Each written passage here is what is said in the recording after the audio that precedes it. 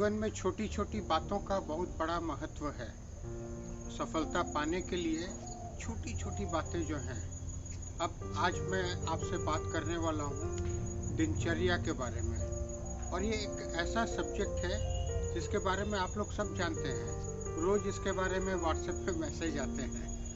आपके जो बड़े लोग हैं वो लोग इसको बताते रहते हैं, लेकिन हम लोग कभी इसको बहुत ज़्यादा सीरियसली नहीं लेते हैं, हल्के से लेते हैं, थोड़ा मानते हैं, थोड़ा छोड़ते हैं। तो अब ऐसा है कि अब तो आपको एक डेफिनेट रास्ते से आगे की ओर बढ़ना है। तो आपको जो भी कुछ करना है, आपका प्रत्येक कार्य, प्रत्येक एक्शन, प्रत्येक सेकंड, प्रत्येक चिंतन एक समझ बूझ वाला होता है।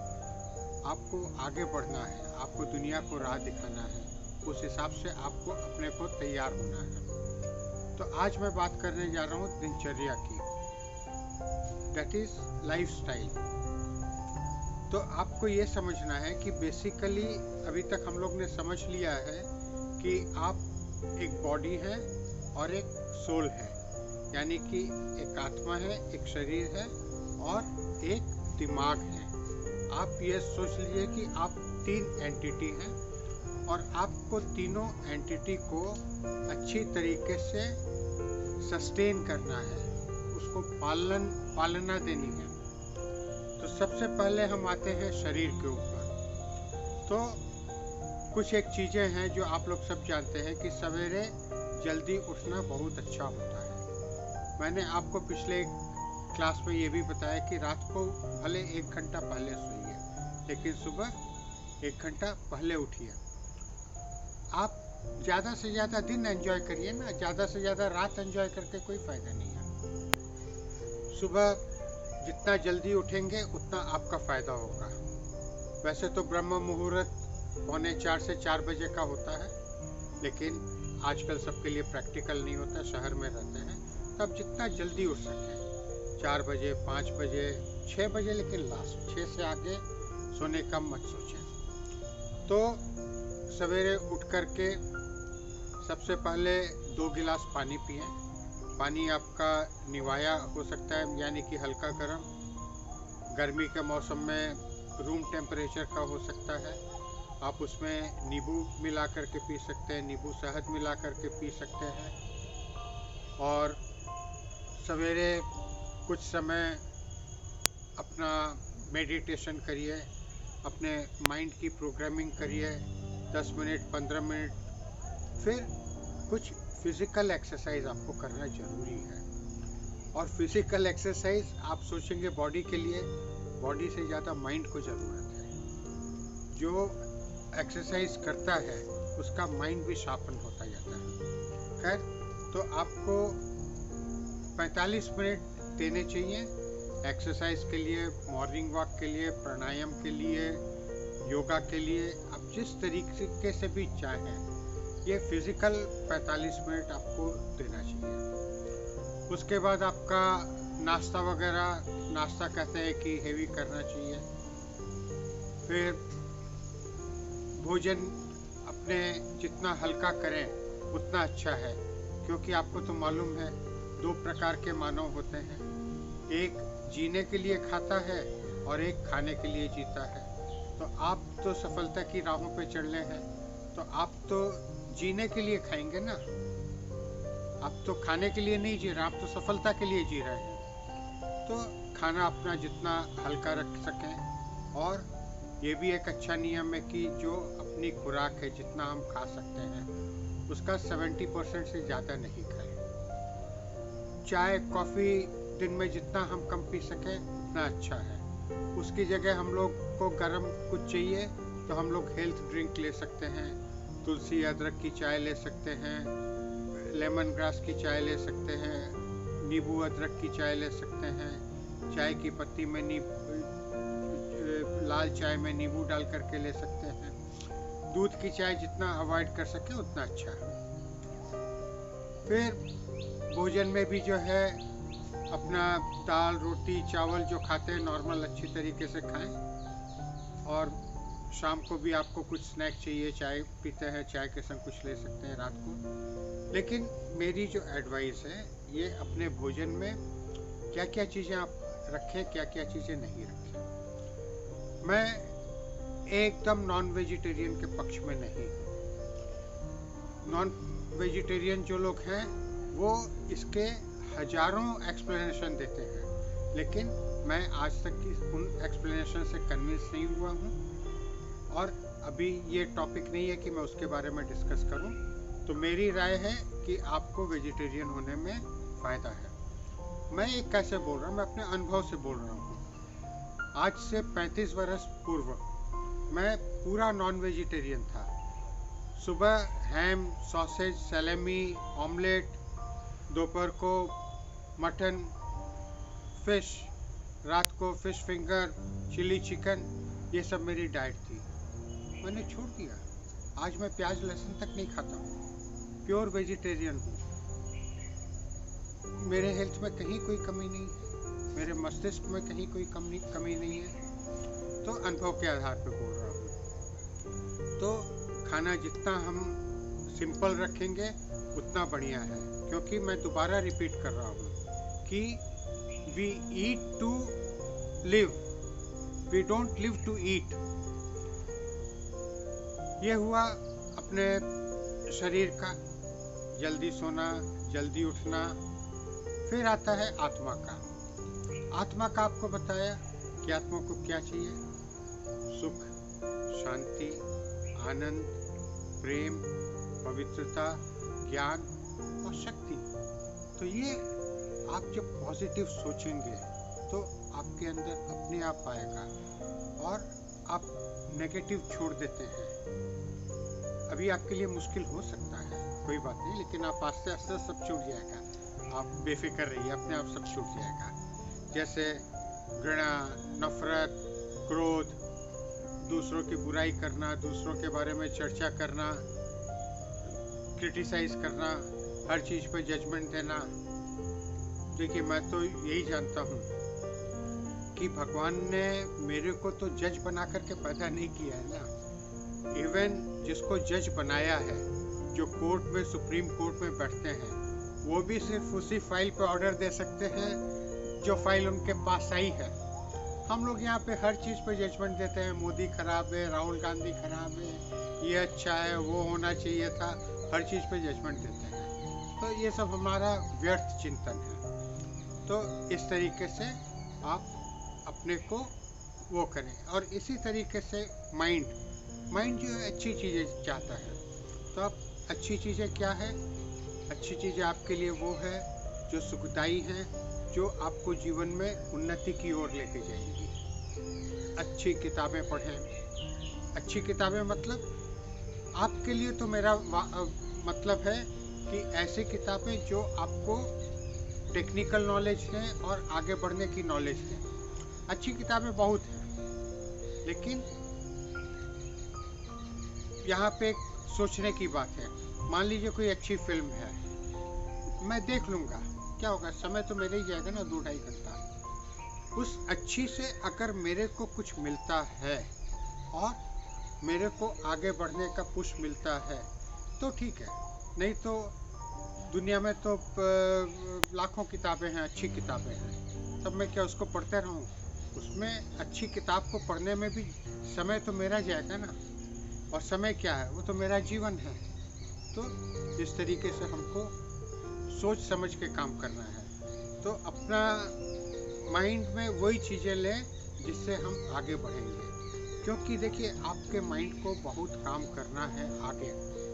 और ये जो मैं बता रहा हूँ, इसमें मैं आपको एक छोटी सी कहानी बताता हूँ कि गौतम बुद्ध जो है वो लोगों को बहुत ज्ञान देते थे।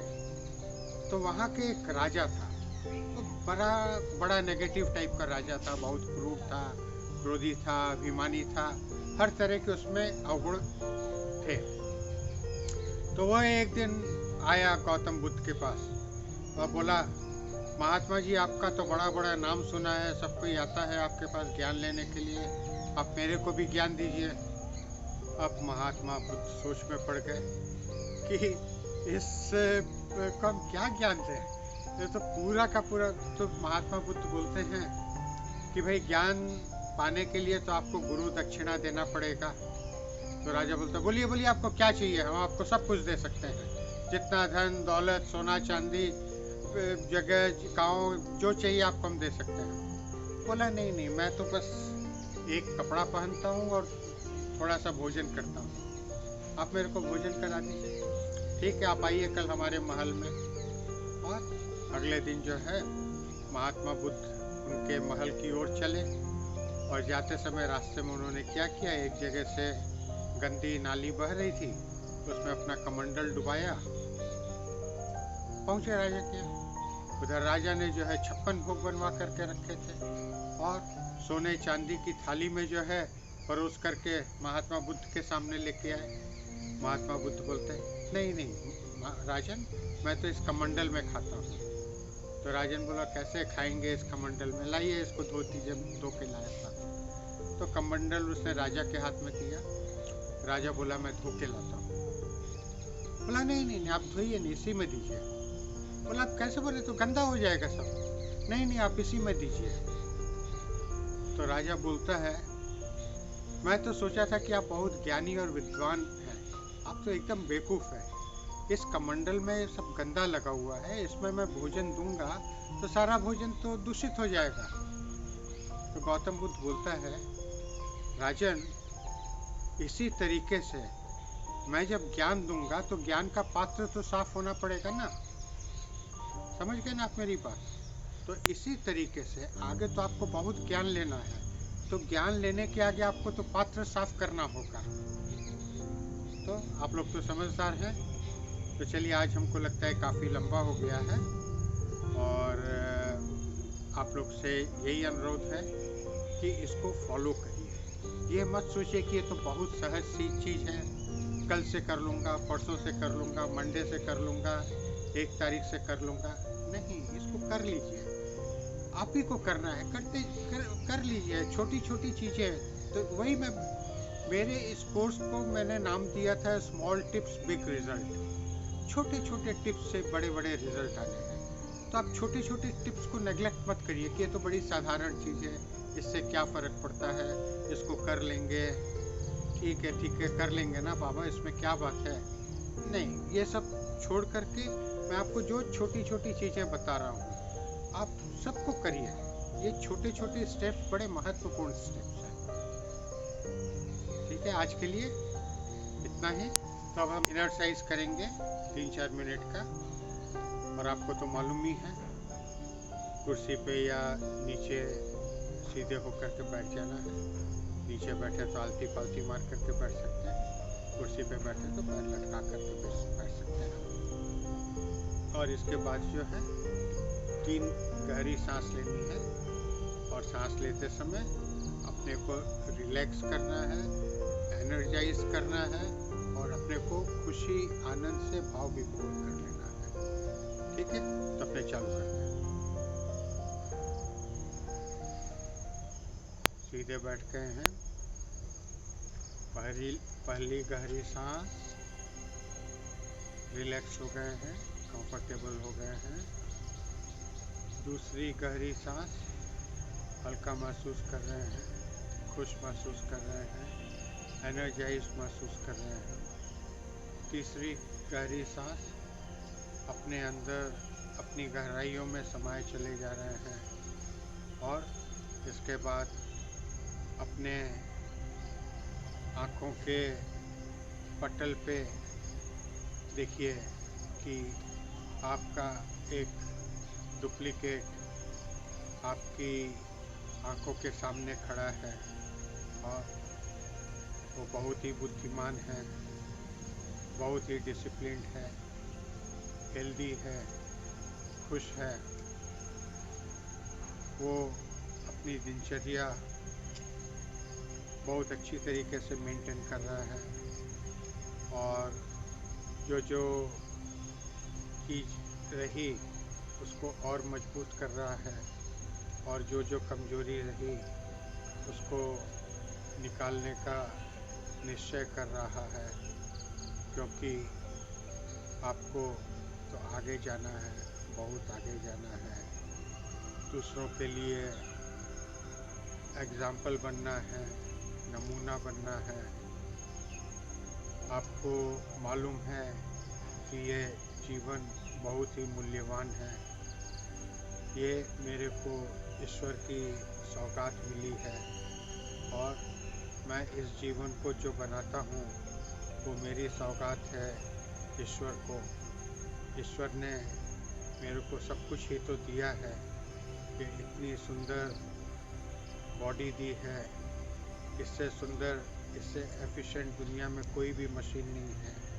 ये मशीन भगवान ने मेरे को दी है और इसमें एक दिमाग भी दिया है, जिसमें मेरे को इंटेलिजेंस भी दिया है। सब कुछ दिया है भगवान ने और मेरे को सफलता के लिए इससे ज़्यादा और कुछ नहीं लगेगा। बाकी दूसरी चीज़ें तो रास्ते में आती चली जाएंगी। अब मैं अपनी दिनचर्या एकदम ठीक कर रहा हूँ और आप एक एक करके देखिए आपके सोने का प्लान, आपके उठने का प्लान, आप क्या क्या सारा दिन में भोजन करते हैं, क्या क्या ठीक है, क्या क्या आपको रिप्लेस करना है, आप सारा दिन क्या बातें करते हैं, क्या सुनते हैं, क्या देखते हैं, उसमें क्या आपके लिए अच्छा है, क्या आपके लिए अच्छा नहीं है, उस पर आप सोचिए, चिंतन करिए। तो मैं अपनी कमेंट्री बंद करता हूँ और आपको 2 मिनट का समय देता हूँ, इसमें आप अपना चिंतन करें।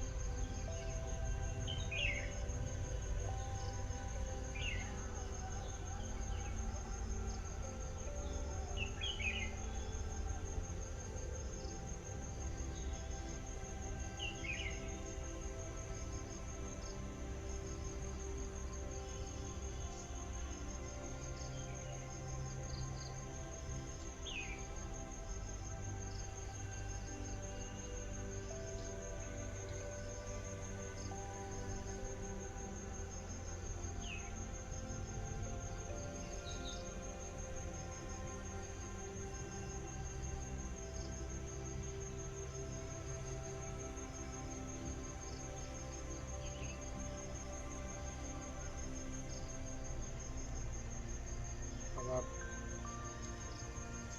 अपने दोनों हाथों की हथेलियों को मलिए और आँख के ऊपर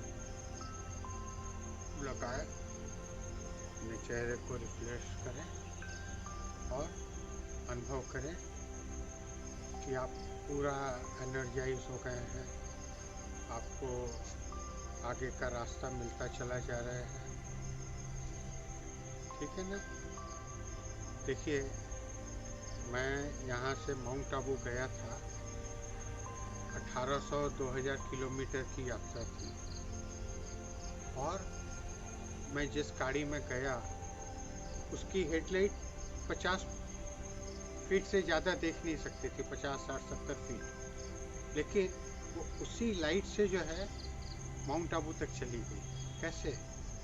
जैसे आगे बढ़ती गई, रास्ता आता गया, लेकिन चलना पड़ा ना। तो आप भी चलिए, रास्ता आता चला जाएगा। तो आज के लिए इतना ही। फिर आपसे अनुरोध है कि अपने कमेंट्स YouTube में ज़रूर से दें। अपने मित्रों को, परिवार के सदस्यों को इसके बारे में बताएं और कोई भी चाहे तो वीडियो नंबर 1 से कभी भी शुरू कर सकता है। YouTube में सब है। और अगर आपने YouTube चैनल सब्सक्राइब नहीं किया है तो उसको आज ही ज़रूर कर लें। नमस्ते। सफल जीवन